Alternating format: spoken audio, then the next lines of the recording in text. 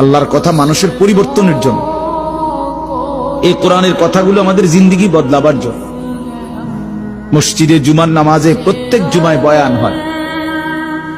এক বছরে 52 সপ্তাহ, চিন্তা করে দেখেন, একটি বছরে 52 সপ্তাহ। তাহলে 52 সপ্তাহ ইমাম সাহেব আপনাদের জন্য নসিহত করে। তো এইভাবে যদি 30 বছর 40 বছর ধরে শুনে থাকেন, তাহলে আজকে কতদিন ধরে আল্লাহর কথা শুনতেছেন? বছরে 52, তো এভাবে 40 বছর, এভাবে 30 বছর, এভাবে 50 বছর।